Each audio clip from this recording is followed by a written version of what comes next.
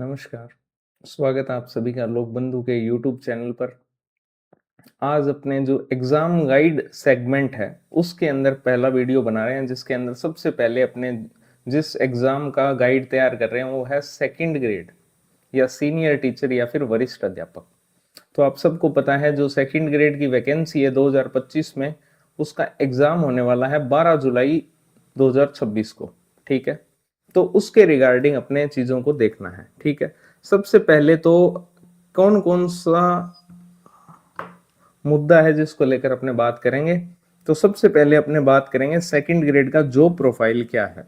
Job profile का meaning simple है, कितनी सैलरी आपको मिलती है, प्रोबेशन पीरियड में कितनी लीव्स हैं आपके पास में, और आफ्टर प्रोबेशन जब स्थायी हो जाते हैं तब क्या सीन है, ठीक है? वो सारी बात अपने जॉब प्रोफाइल के अंदर करने वाले हैं।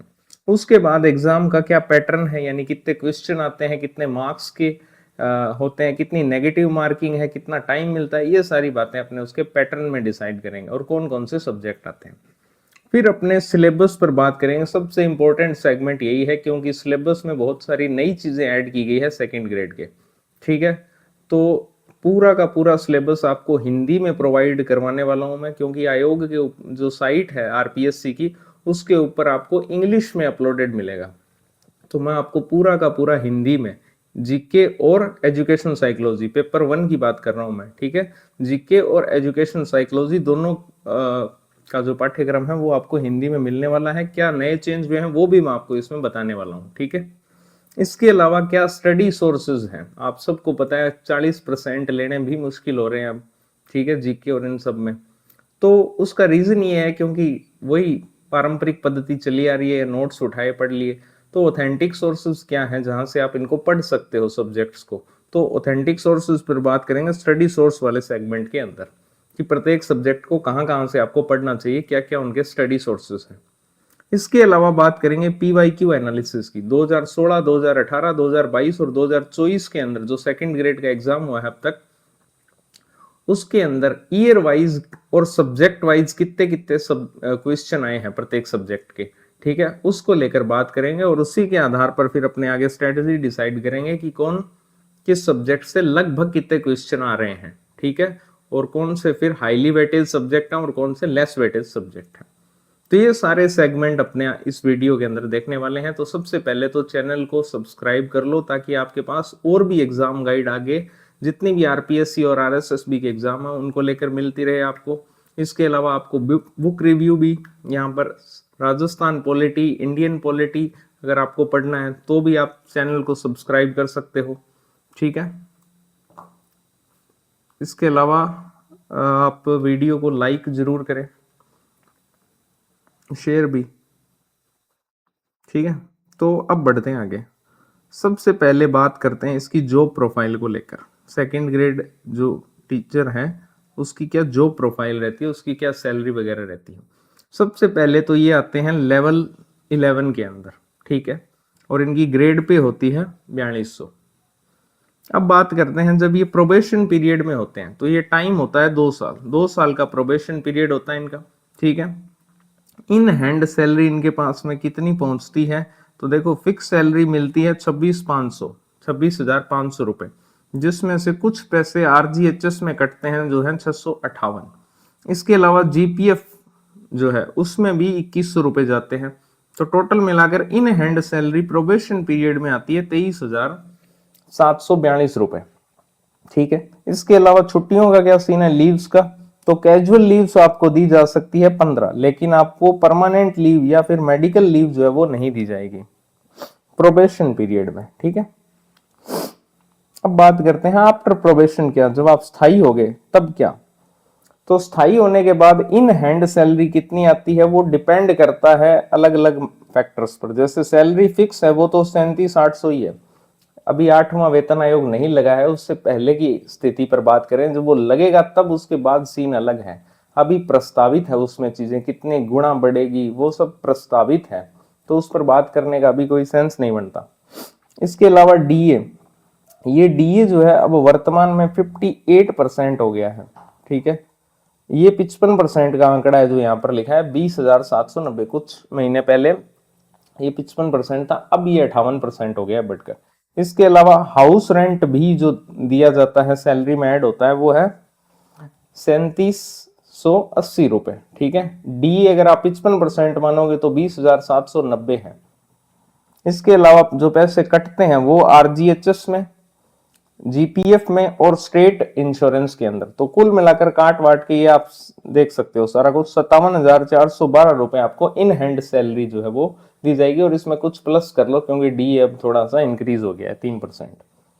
ठीक है, तो इन हैंड सैलरी इतनी रहेगी आपको स्थायी होने के बाद। 8वां वेतन आयोग लगने के बाद कितनी रहेगी वो एक अलग मुद्दा है। ठीक है, इसके अलावा लीव्स की बात करें तो उसमें सीएल कैजुअल लीव्स आपको 15 मिल जाती है, 15 कैजुअल, परमानेंट के अंदर 15 बिल्कुल, मेडिकल लीव्स 20। ठीक है, तो ये तो थी इसकी जॉब प्रोफाइल को लेकर बात। ठीक है, अब बढ़ते हैं आगे, बात करते हैं पैटर्न पर। जो एग्जाम है हम बात कर रहे हैं पेपर 1 की, पेपर 1 जिसके अंदर जीके आता है और एजुकेशन साइकोलॉजी आती है। ठीक है, उस पेपर 1 के अंदर बात करने वाले हैं हम, सब्जेक्ट की बात नहीं कर रहे हैं यहाँ पर। तो पैटर्न की बात करते हैं, क्या पैटर्न रहता है। तो टोटल 100 क्वेश्चन जो है वो आपको देखने को मिलेंगे, 200 नंबर के होते हैं टोटल। एक क्वेश्चन 2 नंबर का हुआ, सिंपल बात। नेगेटिव मार्किंग दे रखी है जो 2/3 होगी। ठीक है, 2/3, वहां पर 1/3 लिखा है, वो तो करेक्ट आंसर का 1/3 है, तो करेक्ट आंसर का आपको मिलता है 2, तो 2/3 यानी कि 0.666 नेगेटिव मार्किंग रहती है।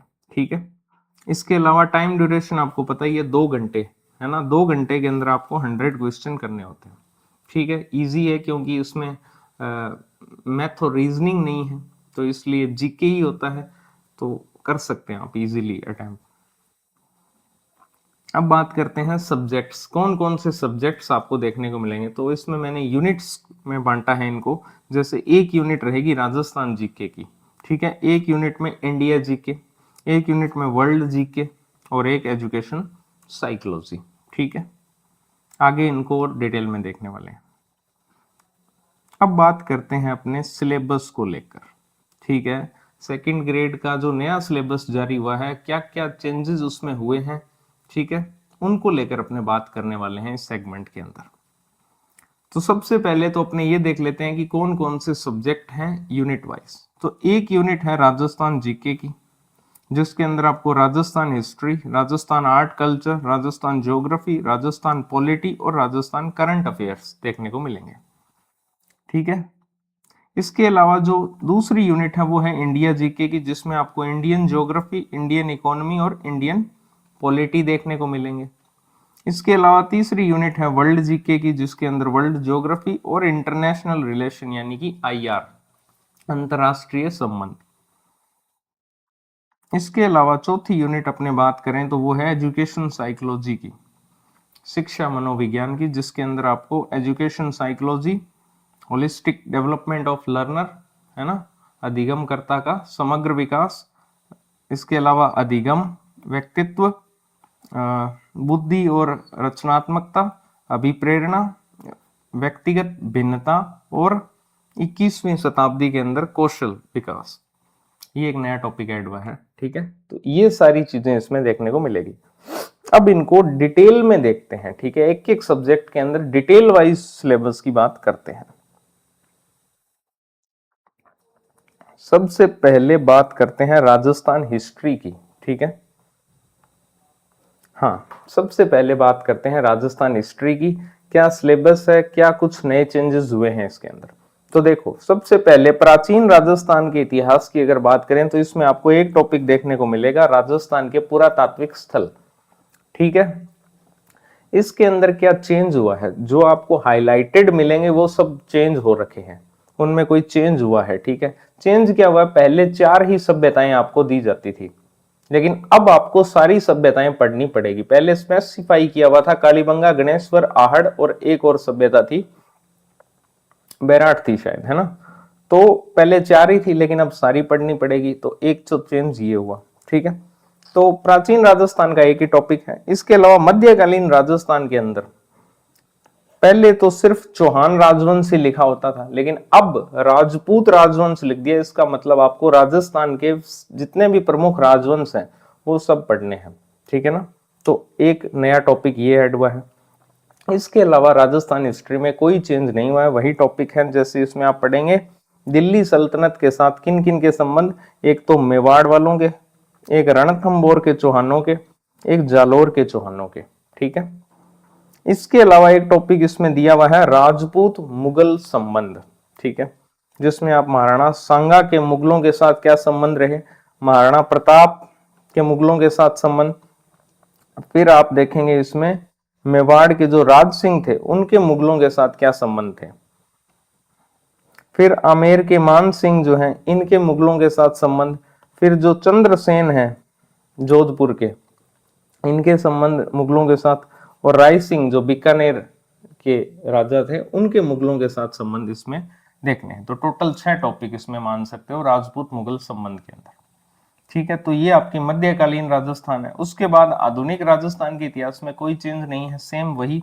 सबसे पहले 1857 का विद्रोह, उसके बाद जनजातीय आंदोलन, फिर किसान आंदोलन, फिर प्रजामंडल आंदोलन, फिर राजनीतिक जन जागरण जिसमें आप संस्थाएं और समाचार पत्र पढ़ते हैं। इसके अलावा राजस्थान का एकीकरण, ठीक है। अच्छा ये भी ध्यान रख लेना इसमें संस्थाएं, समाचार पत्र और जो क्रांतिकारी है वो भी शामिल होते हैं, क्योंकि जन जागरण में उनका भी योगदान होता है, कवि भी शामिल होते हैं।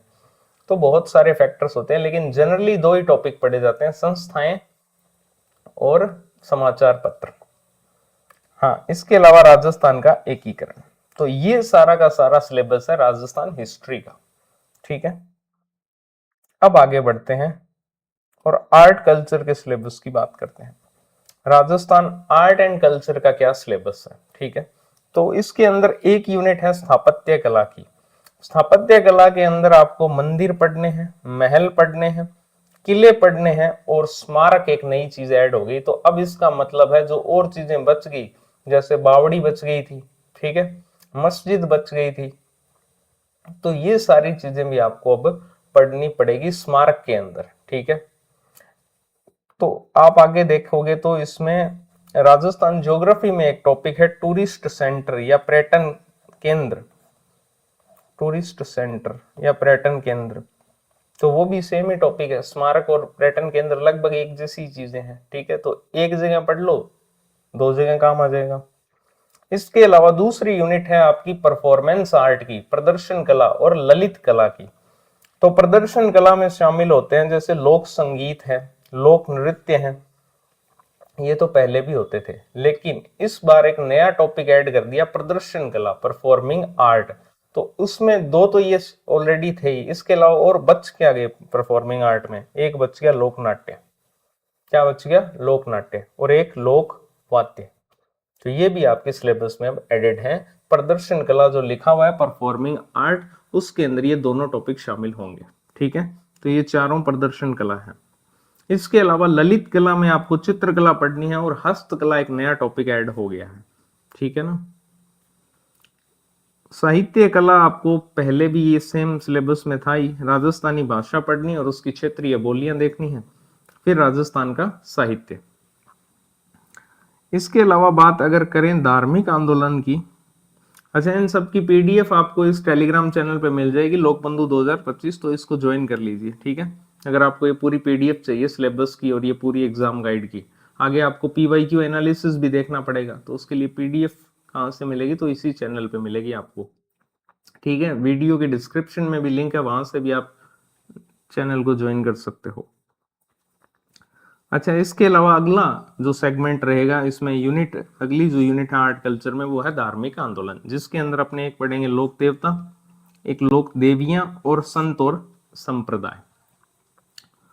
फिर अगली जो यूनिट है वो है संस्कृति और समाज, जिसमें त्योहार और मेले 2 अलग अलग टॉपिक हैं, वेशभूषा और आभूषण दोनों अलग अलग टॉपिक हैं, रीति रिवाज और प्रथा परंपरा 2 अलग अलग टॉपिक।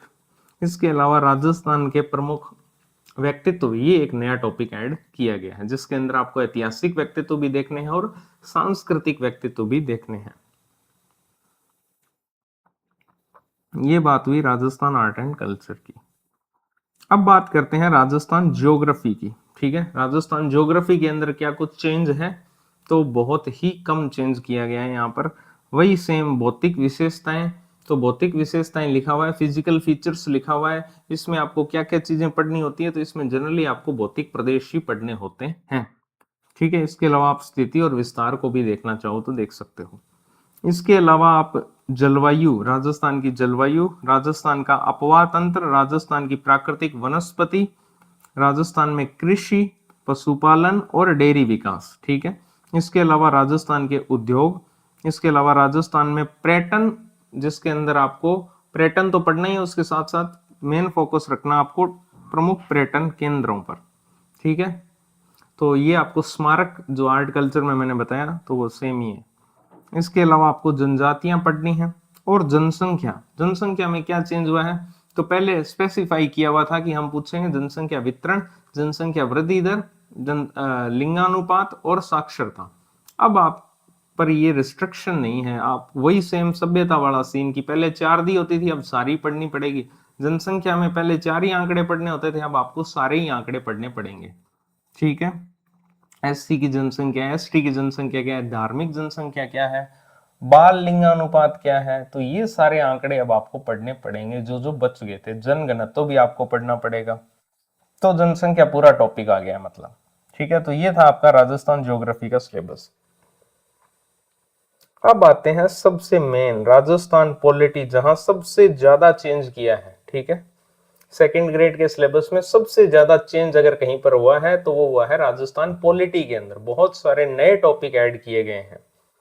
ठीक है, तो सबसे पहले बात करते हैं राजनीतिक ढांचे की, यानी कि पॉलिटिकल जो फ्रेमवर्क है उसके अंदर सबसे पहले हम पढ़ेंगे राज्यपाल। ठीक है, सबसे पहले राज्यपाल, उसके बाद में मुख्यमंत्री, फिर राज्य मंत्री परिषद, राज्य विधानसभा। ये तो पहले ही थे। ठीक है, लेकिन अब 2 नए टॉपिक और ऐड हुए हैं। एक है इसमें उच्च न्यायालय और एक इसमें है अधीनस्थ न्यायालय। ठीक है, ये 2 टॉपिक ऐड हुए हैं। ये आपको अधीनस्थ न्यायालय आपको आरपीएससी के सिर्फ 1-2 एग्जाम में ही देखने को मिलेगा, जिसमें एक तो असिस्टेंट प्रोफेसर है। ठीक है, उच्च न्यायालय आपको लगभग हर एग्जाम में देखने को मिल जाएगा। तो ये अब सेकंड ग्रेड के सिलेबस में भी आ गए हैं। ठीक है, अब बात करते हैं दूसरी यूनिट की, प्रशासनिक ढांचा। तो प्रशासनिक ढांचे के अंदर राज्य सचिवालय, ये पहले भी था लेकिन इसके साथ एक टॉपिक और लिखा होता था, मुख्य सचिव, चीफ सेक्रेटरी, उसको अब हटा दिया है। ठीक है, उसको सिलेबस से हटा दिया है। तो वहां पर नए टॉपिक ऐड हुए हैं, संभागीय आयुक्त। ठीक है, डिविजनल जो कमिश्नर होता है। इसके अलावा जिला प्रशासन पूरा पढ़ना है। ठीक है, फिर बात करते हैं स्थानीय स्वशासन। अगली यूनिट जो है वो स्थानीय स्वशासन की है, जिसके अंदर आपको पंचायती राज संस्थाएं और नगरीय संस्थाएं पढ़नी है। लेकिन सबसे बड़ा चेंज हुआ है इस यूनिट के अंदर आयोग में। पहले 2 ही आयोग सिलेबस में होते थे, आरपीएससी और ह्यूमन राइट कमीशन, मानवाधिकार आयोग। लेकिन अब मानवाधिकार को तो हटा दिया इन्होंने, लेकिन और नए आयोग कौन कौन से ऐड किए, तो आरपीएससी तो है। इसके अलावा इन्होंने ऐड किया है राज्य निर्वाचन आयोग, राज्य वित्त आयोग। ठीक है, इसके अलावा राजस्थान राज्य न्यायिक सेवा प्राधिकरण, ये भी इन्होंने ऐड किया है। फिर राज्य महिला आयोग और उसके बाद में लोकायुक्त। ठीक है, ये इतने सारे आयोग जो हैं वो ऐड किए गए हैं सेकंड ग्रेड के सिलेबस में।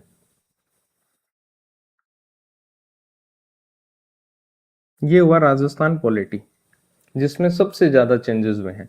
इसके बाद बात करते हैं राजस्थान करंट अफेयर्स को लेकर। राजस्थान करंट अफेयर्स में एज सच इतने कोई चेंजेस नहीं है, बस उसको स्पेसिफाई कर दिया इन्होंने। जैसे अब चर्चित व्यक्ति, चर्चित स्थान और चर्चित घटनाएं, ये जो टॉपिक है ये आपको ध्यान से समझना है। विकास और कल्याण संबंधी नवीन योजनाएं और नवाचार। सिंपल बात, गवर्नमेंट के जितने भी नई स्कीम्स हैं और जो इनिशिएटिव्स हैं वो यहां पर पढ़ने हैं राजस्थान के।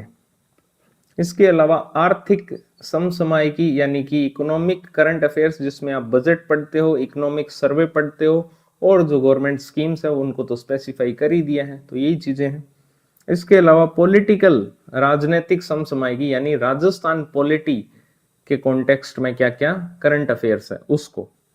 इसके अलावा स्पोर्ट्स, राजस्थान के अंदर स्पोर्ट्स एक्टिविटीज। इसके अलावा पुरस्कार है ना, पुस्तकें और लेखक, ये नया जोड़ा गया है। तो जो जो आपको हाईलाइटेड दिख रहा है वो सब नया जोड़ा गया है। तो ये हुआ राजस्थान करंट अफेयर्स का सिलेबस। तो ये राजस्थान जीके के अंदर जो 5 सब्जेक्ट हैं उनका अपने सिलेबस जो है वो डिस्कस किया। कौन सा सिलेबस में नहीं है राजस्थान जीके का सब्जेक्ट, वो है राजस्थान इकोनॉमी, लेकिन वो राजस्थान करंट अफेयर्स में छुपा हुआ है कहीं पर। ये रहा आर्थिक में, ठीक है, ये भी उसी का पार्ट है।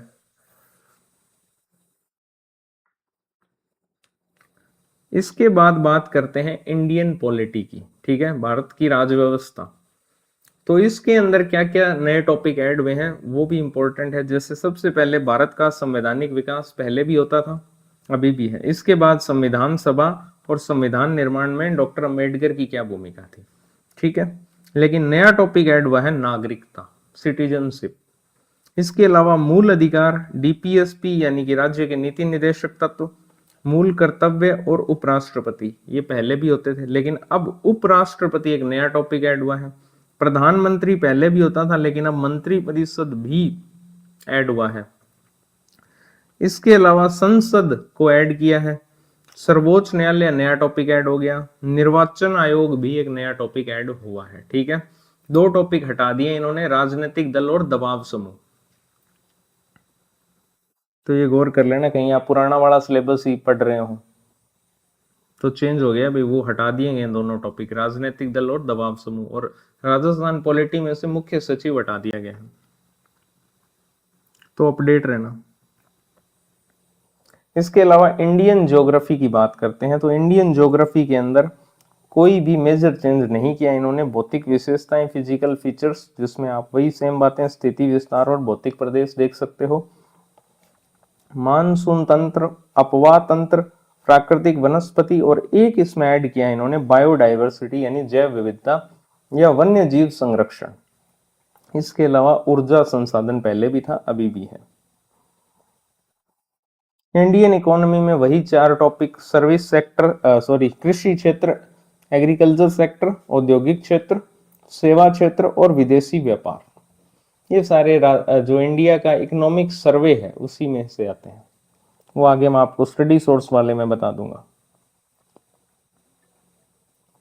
फिर अपने बात करते हैं वर्ल्ड ज्योग्राफी की।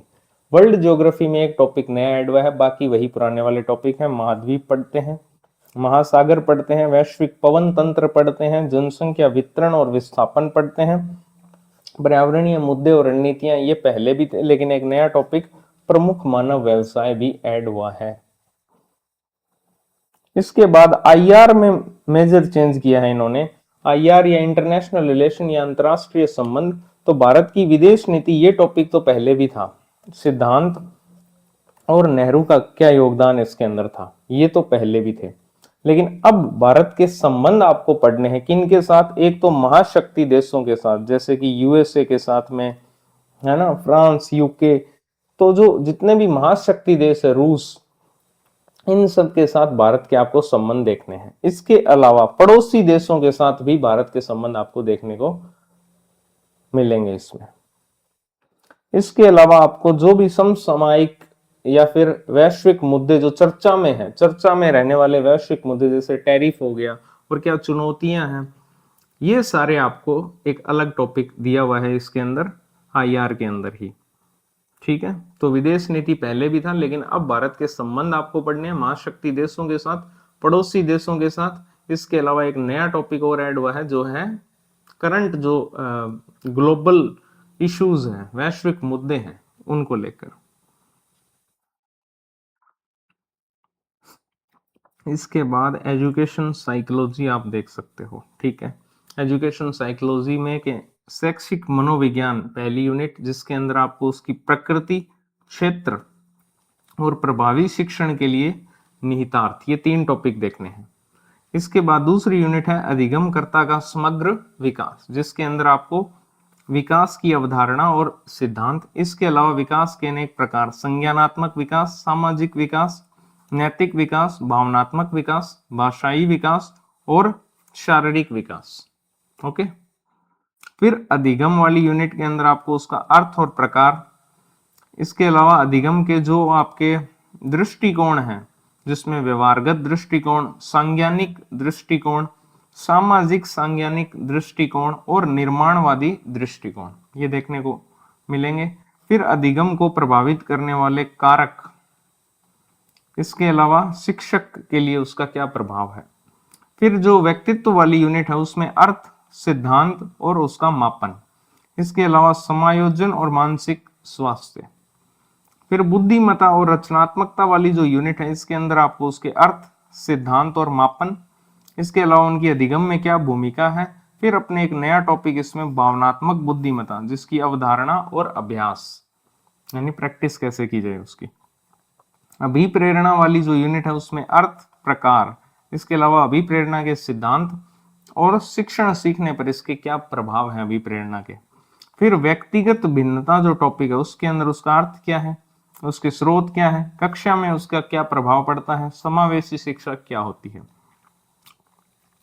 एक नया टॉपिक ऐड हुआ है 21वीं सदी के कौशल का विकास, जिसके अंदर उसकी अवधारणा और रणनीतियां आपको पढ़नी है। तो ये आपका पूरा का पूरा मैंने सिलेबस आपको बताया। क्या सिलेबस है हिंदी के अंदर बताया, इसके अलावा उसके अंदर क्या क्या चेंजेस हुए हैं वो बताया, क्या टॉपिक जुड़े हैं, क्या हटाए गए हैं वो भी मैंने आपको बताया। ठीक है।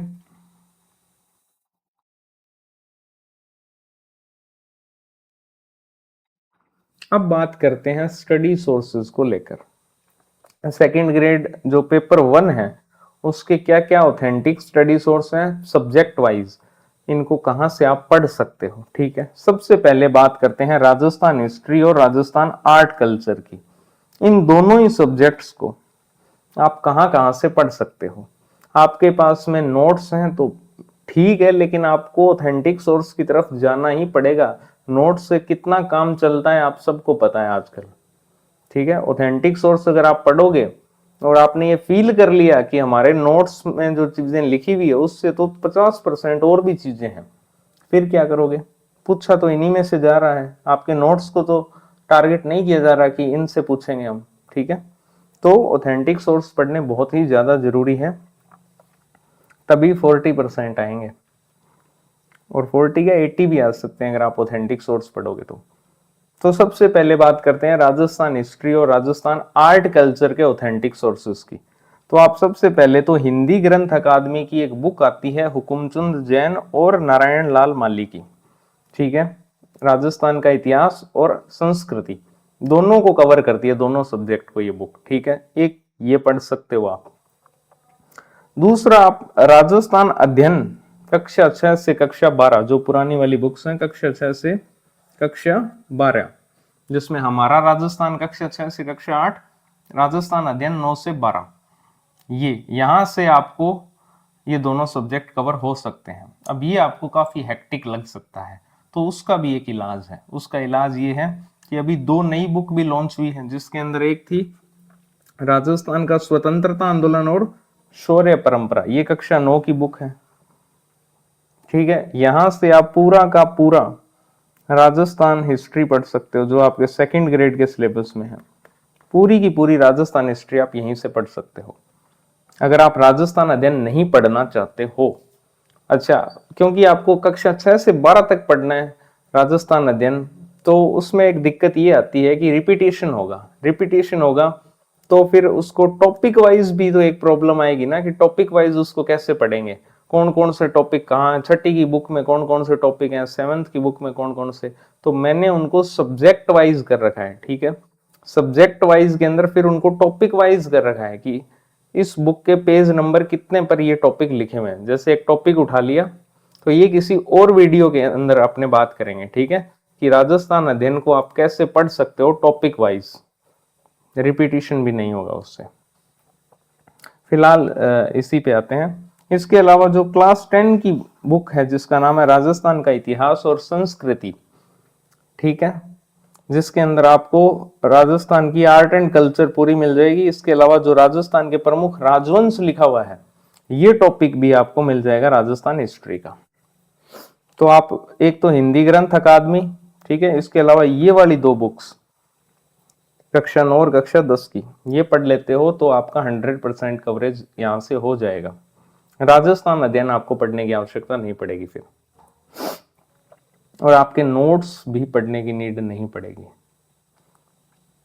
और आप देखना कि आपके नोट्स में कितनी चीजें लिखवाई हुई है। अगर आप ये सब पढ़ते हो, कोई भी एक टॉपिक पढ़ लेना आप, उसके बाद में आपको आइडिया लग जाएगा।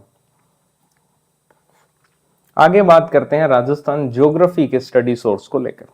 तो राजस्थान ज्योग्राफी के अंदर आप हिंदी ग्रंथ अकादमी की बुक आती है हरि मोहन सक्सेना जी की, ठीक है, इसको खरीद लीजिए। ये वन स्टॉप सॉल्यूशन ही है राजस्थान ज्योग्राफी का, ऑथेंटिक सोर्स है, ठीक है। इसके अलावा आप राजस्थान अध्ययन में से पढ़ तो सकते हो कक्षा 6 से कक्षा 12, लेकिन इसमें प्रॉब्लम ये है कि ये 41 जिलों के अकॉर्डिंग नहीं है। तो कंटेंट वाइज पढ़ने में तो ठीक है, लेकिन आपको अगर अपडेटेड पढ़नी है तो फिर हिंदी ग्रंथ अकादमी वाली ही ज्यादा बेस्ट है, ठीक है। तो आप पढ़ना चाहो तो राजस्थान अध्ययन वाली पढ़ सकते हो, अदरवाइज हिंदी ग्रंथ अकादमी वाली भी सफिशियंट है। मैंने प्रॉब्लम आपको बता दी कि राजस्थान अध्ययन में, राजस्थान ज्योग्राफी में क्या प्रॉब्लम है, ठीक है, 41 जिलों के अकॉर्डिंग नहीं है। फिर बात करें अगर राजस्थान पॉलिटी की, तो राजस्थान पॉलिटी जो है इसके क्या स्टडी सोर्सेज हैं, ठीक है, इसके क्या स्टडी सोर्सेज हैं। इसके अंदर अपने सबसे पहले तो बात करते हैं हिंदी ग्रंथ अकादमी की बुक आती है जनक सिंह मीणा की, यहां से आप राजस्थान पॉलिटी पढ़ सकते हो। इसके अलावा आपको स्टडी सोर्स में लोकबंधु ही मिलेगा, ठीक है। ये सारे जितने भी स्टडी सोर्स लिखे हुए हैं यहाँ पर, ये सारे मैं ऑलरेडी पढ़ चुका हूं और वही आपको पढ़ा रहा हूँ, ठीक है, एक भी नहीं छूटा है इनमें से। तो राजस्थान पॉलिटी कंप्लीटली आपको फ्री मिलने वाली है लोकबंधु के यूट्यूब चैनल पर, तो आप चैनल को सब्सक्राइब जरूर करें। तो स्टडी सोर्सेज में पहला तो है हिंदी ग्रंथ अकादमी की बुक जनक सिंह मीणा की, ये आप खरीदना चाहो तो खरीद सकते हो। इसके अलावा एम लक्ष्मीकांत, ठीक है, एम लक्ष्मीकांत भी आप प्रेफर कर सकते हो। इसके अलावा जो बेयर एक्ट है इंडियन कॉन्स्टिट्यूशन का, जिसमें आप आर्टिकल्स और सब आर्टिकल्स देखते हो, उसके रिगार्डिंग ये चीजें हैं, ठीक है। फिर गवर्नमेंट की वेबसाइट से आपको राजस्थान पॉलिटी पढ़नी ही पड़ेगी, इसके अलावा और कोई ऑप्शन नहीं है, ठीक है। इन्हीं में से ज्यादा क्वेश्चन आते हैं गवर्नमेंट की वेबसाइट पे से। इसके अलावा आरबीएससी जो बीएससीआर है, board of secondary education Rajasthan, उसकी जो पब्लिक एडमिनिस्ट्रेशन या लोक प्रशासन की बुक है, उसमें भी राजस्थान पॉलिटी के टॉपिक दिए हुए हैं क्लास 11 और क्लास 12 के अंदर। तो इतने सारे स्टडी सोर्स हैं ऑथेंटिक वाले राजस्थान पॉलिटी के, उन सब को कंपाइल करके, ठीक है, मैं आपको पढ़ा रहा हूँ। तो चैनल को सब्सक्राइब करें, बार बार बोल रहा हूँ, वीडियो देख लेते हो और भाग जाते हो। हाँ, उसके बाद Rajasthan current affairs, Rajasthan current affairs आप सूजो सार में से पढ़ सकते हो, या कोई भी कोचिंग की या मैगजीन अगर आप पढ़ना चाह रहे हो तो वो भी पढ़ सकते हो, वो भी अच्छी होती है, कोई भी कोचिंग की, ठीक है, जो बढ़िया कंटेंट तैयार करते हैं, और लगभग सारे ही बहुत अच्छा काम कर रहे हैं करंट अफेयर्स पर तो, ठीक है। बाकी सब्जेक्ट्स पर थोड़ी मेहनत की नीड है, करंट अफेयर्स पर तो सारे ही अच्छा है, क्योंकि ऑडियंस वहीं से आती है ना, फिर तो उसी के अकॉर्डिंग चीजें चलती है। इसके बाद बात करते हैं इंडियन पॉलिटी आप कहां से पढ़ सकते हो। तो पहला तो सबसे बड़ा सोर्स है एम लक्ष्मीकांत, एम लक्ष्मीकांत से आप इंडियन पॉलिटी पढ़ सकते हो इजीली। लेकिन आजकल जो ट्रेंड है वो आ गया है आर्टिकल्स के सब आर्टिकल्स में क्वेश्चन पूछने का, तो उसके लिए आप इंडियन कॉन्स्टिट्यूशन का जो बेयर एक्ट है वो पढ़ सकते हो। इसके अलावा गवर्नमेंट की वेबसाइट्स हैं, जैसे मैंने आपको कैग पढ़ाया था अभी कुछ दिन पहले, तो उसमें आपको सारी कवरेज देखने को मिली थी। एक जो एक्ट था उसके अंदर क्या लिखा हुआ है, फिर कॉन्स्टिट्यूशन में क्या लिखा हुआ है, और इसके अलावा गवर्नमेंट की वेबसाइट पर जितना डाटा है, तो उन सबको कंपाइल करके जो है वो कैग पढ़ाया था, तो वो भी आप देख सकते हो कैग का वीडियो। हालांकि सेकंड ग्रेड के सिलेबस में कैग नहीं है तो मत देखना, क्यों ऐसे टाइम खराब कर रहे हो। इसके बाद बात करते हैं इंडियन इकोनॉमी की। इंडियन इकोनॉमी के अंदर इंडियन इकोनॉमिक सर्वे जो आता है, इंडियन जो चारों टॉपिक दिए हुए हैं ना, कृषि क्षेत्र, सेवा क्षेत्र, उद्योग क्षेत्र, विदेशी व्यापार, ये चारों के चारों टॉपिक जो है ये आपके इकोनॉमिक सर्वे में से, ये इंडिया वाले में से। तो इंडियन इकोनॉमिक सर्वे के अंदर आपको 100% कवरेज उन टॉपिक की मिल जाएगी। इंडियन ज्योग्राफी, इंडियन ज्योग्राफी की हिंदी ग्रंथ अकादमी की बुक आती है गजेंद्र शेखावत और सुभाष सुथार की, ठीक है। तो ये हिंदी ग्रंथ अकादमी की बुक है, इस पे तो कोई डाउट ही नहीं, ऑथेंटिक सोर्स है पूरा। इसके अलावा देखो वर्ल्ड ज्योग्राफी की पढ़ने को तो बहुत सारी किताबें हैं, ठीक है, पढ़ने को तो बहुत सारी किताबें हैं। एनसीईआरटी में भी आपको कुछ टॉपिक मिल जाएंगे, जैसे ये जनसंख्या बड़ा है, महाद्वीप है, ये मिल जाएंगे आपको एनसीईआरटी में, वहां से भी आप पढ़ सकते हो। लेकिन मेरा ये मानना है कि 5 ही तो टॉपिक हैं आपके, ठीक है, इसके लिए आप कोई नोट्स ले लो, और क्वेश्चन भी 5 ही आते हैं वर्ल्ड ज्योग्राफी के, ठीक है। तो लगभग लगभग 5 में से 3 तो आ ही जाते हैं, कोई भी आप नोट्स पढ़ोगे तो हो सकता है 5 में से 5 भी आ जाए, अच्छे नोट्स होंगे तो, ठीक है। तो इसके लिए आप कोई नोट्स प्रेफर कर लेना। कौन से नोट्स ये मुझसे मत पूछो भाई, ठीक है, ये आप खुद समझदार हो, सेकंड ग्रेड की अगर तैयारी कर रहे हो तो आपको पता है कौन से नोट्स पढ़ने हैं जो सेकंड ग्रेड के लिए ही हों, और वो 5 ही टॉपिक हों उसमें, सिर्फ सेकंड ग्रेड। ऐसा नहीं कि आप मार्केट से बुक उठा के ले आए, बुक तो मैं लिख देता यहाँ पर, ठीक है, मार्केट से कोई बुक उठाने की जरूरत नहीं है, जो 5 ही टॉपिक हैं तो सेकंड ग्रेड की ही स्पेशल जो नोट्स हैं वर्ल्ड ज्योग्राफी के वही पढ़ना आप, ठीक है। मैं समझ गया ना आप कौन सी बात है ना, उनकी बात नहीं कर रहा हूं मैं। इंटरनेशनल रिलेशंस, अंतरराष्ट्रीय संबंध कहां से पढ़ोगे, तो उसके लिए भी आप देखो भाई, एक तो जो भारत की विदेश नीति है ये तो आपको एनसीईआरटी में मिल जाएगा, लेकिन भारत के पड़ोसी देशों के साथ संबंध क्या है, जो वैश्विक मुद्दे हैं वर्तमान में, वो कहां से पढ़ोगे। तो उसके लिए आप करंट अपडेटेड रहना पड़ेगा आपको, ठीक है ना, इंटरनेशनल जो करंट अफेयर्स है उससे आपको अपडेट रहना पड़ेगा, यानी कि आपको मैगजीन पढ़नी पड़ेगी। उससे बेटर यही है कि जब एग्जाम हो उससे पहले, एग्जाम से 1 महीना पहले कोई अगर अपडेटेड नोट्स आपको प्रोवाइड करवा रहा है सेकंड ग्रेड के लिए स्पेशल, वो आप पढ़ सकते हो, ठीक है। इसके बाद एजुकेशन साइकोलॉजी, तो एजुकेशन साइकोलॉजी की हिंदी ग्रंथ अकादमी की कोई बुक नहीं है, कहाँ से पढ़ सकते हो फिर, तो ये एम लक्ष्मीकांत के जैसी ही एक बुक है साइकोलॉजी के अंदर, धीर सिंह धाबाई जी हैं, ये असिस्टेंट प्रोफेसर हैं, अवनी पब्लिकेशन से इनकी बुक आती है, ठीक है, वो आप खरीद सकते हो, सेकंड ग्रेड के लिए ही स्पेशल है, ठीक है। तो ये सारे के सारे आपको मैंने subject wise study source authentic वाले बता दिए हैं, ठीक है। बाकी आपकी मर्जी है कहाँ से पढ़ना है, मुझे पता है आप नोट्स ही उठाओगे, है ना। बाकी देख लो भाई, नोट्स से 40% भी नहीं आ रहे आजकल।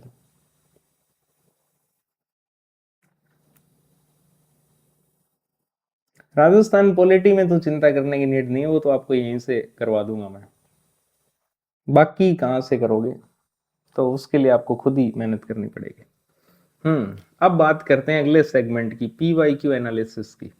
ईयर वाइज किस किस सब्जेक्ट से कितने कितने क्वेश्चन आए हैं, तो वो आप इस टेबल के अंदर देख सकते हो। तो राजस्थान हिस्ट्री जो है काफी अच्छे वेटेज रखता है ये सब्जेक्ट, जैसे 14 क्वेश्चन आपको 2016 में देखने को मिले थे।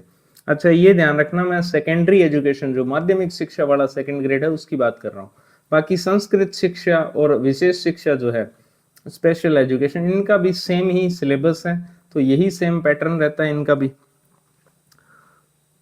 और ये जैसे अब ये ग्रुप वाइज भी हुए हैं ना, तो मैं ग्रुप ए की बात कर रहा हूँ इन सब में, तो लगभग यही रहता है कि जैसे 12 आए हैं ग्रुप ए में, तो उसके हो सकता है 10 आए हों ग्रुप बी में, लेकिन मोटा मोटा एवरेज अपने निकालेंगे लास्ट में। तो राजस्थान हिस्ट्री के 2016 में अगर 14 क्वेश्चन आए हैं, 2018 में 10, इसके अलावा 2022 में भी 10 क्वेश्चन, फिर 2024 में 12, ठीक है। तो ऑन एवरेज राजस्थान हिस्ट्री के 10 क्वेश्चन आते हैं, सिंपल बात। फिर राजस्थान आर्ट एंड कल्चर के 11 से हुए 10, फिर 8 ही रह गए, ठीक है। तो ऑन एवरेज इसके भी 10 ही क्वेश्चन आते हैं राजस्थान आर्ट कल्चर के। मैं कह सकता हूँ हिस्ट्री और आर्ट कल्चर मिलाकर 20 क्वेश्चन आते हैं। अब ये कैसे ही रहे, चाहे 12-8 कर ले वो इसको, चाहे 11-9 कर ले, चाहे 10-10 कर ले। राजस्थान ज्योग्राफी देखो, 2016 के अंदर 17 क्वेश्चन आए थे राजस्थान ज्योग्राफी से, फिर इसको गिराया गया, ठीक है। 2018 में 10 ही क्वेश्चन रह गए, फिर 2022 में 10, फिर 2024 में भी 10। इसका मतलब ट्रेंड चेंज हो गया और राजस्थान ज्योग्राफी के भी 10 ही क्वेश्चन आते हैं, ठीक है। फिर बात करते हैं राजस्थान पॉलिटी के ऊपर। राजस्थान पॉलिटी 2016 के अंदर 10 क्वेश्चन पूछे, 2018 में थोड़ा सा डाउन हुआ, 6 क्वेश्चन पूछे, 2022 में वापस 10 पर आए और 2024 में फिर 10 क्वेश्चन। तो ऑन एवरेज इसके भी 10 क्वेश्चन ही आते हैं, ठीक है। तो बहुत बड़ा आंकड़ा है, 100 में से 10% हिस्सा आ रहा है राजस्थान पॉलिटी भी। फिर राजस्थान करंट अफेयर्स की बात करते हैं तो 2016 में 12, 2018 में 10, 2022 में 10 और 2024 में भी 10। तो ऑन एवरेज ये भी 10 क्वेश्चन ही दे रहा है आपको, ठीक है। इसका मतलब सिंपल है, राजस्थान जीके 50 क्वेश्चन आते हैं, 50% पोर्शन जो है वो राजस्थान जीके घेर के बैठा है, ठीक है। और हर सब्जेक्ट का इक्वल वेटेज है, हर सब्जेक्ट का इक्वल वेटेज है, किसी भी सब्जेक्ट को आप स्किप नहीं कर पाओगे, ठीक है। इसके अलावा बात करते हैं इंडियन पॉलिटी की। इंडियन पॉलिटी जो है इसके 2016 में 3 ही क्वेश्चन आए थे, 2018 के अंदर इसको बढ़ाया गया 10 क्वेश्चन, फिर 2022 में 11, फिर 2024 में 9। तो ऑन एवरेज इसके भी 10 क्वेश्चन मान सकते हो आप इंडियन पॉलिटी के। इसके अलावा इंडियन इकोनॉमी 2 क्वेश्चन, 16 में, 18 में 6, 22 में 5, 24 में 4। Simple 5 question, on average 5 question Indian economy से पूछे जा रहे हैं। इंडियन ज्योग्राफी देख सकते हो 5, 3, 5, 5, यानी कि ऑन एवरेज इंडियन ज्योग्राफी से भी 5 क्वेश्चन। वर्ल्ड ज्योग्राफी का भी सेम सीन है, ठीक है। इसमें भी ऑन एवरेज 5 क्वेश्चन ही पूछे जाते हैं। इंटरनेशनल रिलेशन पहले बहुत ही लेस वेटेज था, अब इसको हाईली वेटेज किया जा रहा है, ठीक है। तो इसको भी आप 5 तक मान सकते हो, 5 से 7 क्वेश्चन आते हैं इसके आराम से। और एजुकेशन साइकोलॉजी कांस्टेंट है, इसके 20 क्वेश्चन आते ही आते हैं, ठीक है। तो ये आपका पूरा का पूरा पीवाईक्यू एनालिसिस किया। किस लिए किया? वो इसलिए किया ताकि आपको ये पता लग सके कि प्रत्येक सब्जेक्ट से कितने क्वेश्चन आते हैं ऑन एवरेज। तो वो मैंने आपको इसमें इस टेबल में आप देख सकते हो। एक अनऑफिशियल स्कीम आप इसकी पीवाईक्यू एनालिसिस के आधार पर देख सकते हो। राजस्थान हिस्ट्री से 10, राजस्थान आर्ट कल्चर से 10, ज्योग्राफी से 10, पॉलिटी से 10, आर्ट कल्चर से करंट अफेयर से 10, इंडियन पॉलिटी से 10, Indian economy, Indian geography, world geography और इंटरनेशनल रिलेशन मिलाकर 20 या 5-5 का हिसाब रह सकता है, कहीं 7 भी हो सकते हैं कई बार। एजुकेशन साइकोलॉजी में से 20, ठीक है। ये सारा का सारा मैंने आपको समझाया यहाँ पर। अब इसी आधार पर फिर अपने देख सकते हैं कौन कौन से सब्जेक्ट को ज्यादा आपको वेटेज देनी चाहिए और किसको कम देनी चाहिए।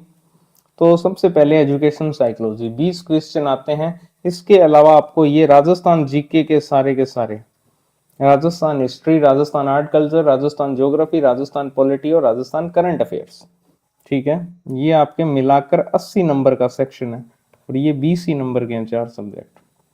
इसके अलावा इंडियन पॉलिटी के भी 10 क्वेश्चन आते हैं। तो ये आपके 50% तो राजस्थान जीके ही हो गया, 10 आपके इंडियन पॉलिटी और 20 हो गया एजुकेशन साइकोलॉजी के। तो 80 क्वेश्चन तो आपको इन्हीं सब्जेक्ट्स में से देखने को मिलेंगे। इसके अलावा Indian economy, Indian geography, world geography और इंटरनेशनल रिलेशन, यहाँ से भी 20 क्वेश्चन आपके आते हैं। तो लगभग किसी भी सब्जेक्ट को आप इग्नोर नहीं कर सकते। इंडियन इकोनॉमी का तो बहुत ही छोटा सिलेबस है और एक ही स्टडी सोर्स में से क्वेश्चन आते हैं। इंडियन ज्योग्राफी का भी सिलेबस इतना कोई ज्यादा बड़ा है नहीं, ठीक है, और एग्जाम से कंपेयर करें तो। वर्ल्ड ज्योग्राफी का भी आप इजीली सिलेबस कवर कर सकते हो अच्छे से। हाँ, आईआर में आपको मेहनत करनी पड़ेगी, अच्छे नोट्स आपको पढ़ने पड़ेंगे और खुद भी करंट अपडेटेड रहना पड़ेगा थोड़ा, ठीक है। आपको इंटरनेशनल करंट अफेयर्स पढ़ना पड़ेगा। तो ये सारा आज इसके अंदर डिस्कस किया, ठीक है। तो चैनल को सब्सक्राइब जरूर करें ताकि और भी आपको वीडियोस जो है वो मिलती रहे, एग्जाम गाइड को लेकर, बुक रिव्यू को लेकर। अगर आपको राजस्थान पॉलिटी पढ़नी है पूरी की पूरी, जो आपको मैंने अभी बताए थे स्टडी सोर्स, उन सब का कंपाइल करके राजस्थान पॉलिटी आपको लोकबंधु के यूट्यूब चैनल पर मिलेगी। ठीक है, इसके अलावा इंडियन पॉलिटी भी आपको देखने को मिल जाएगी। ठीक है, बहुत बहुत धन्यवाद आप सभी का। वीडियो को लाइक भी करना ना भूलें।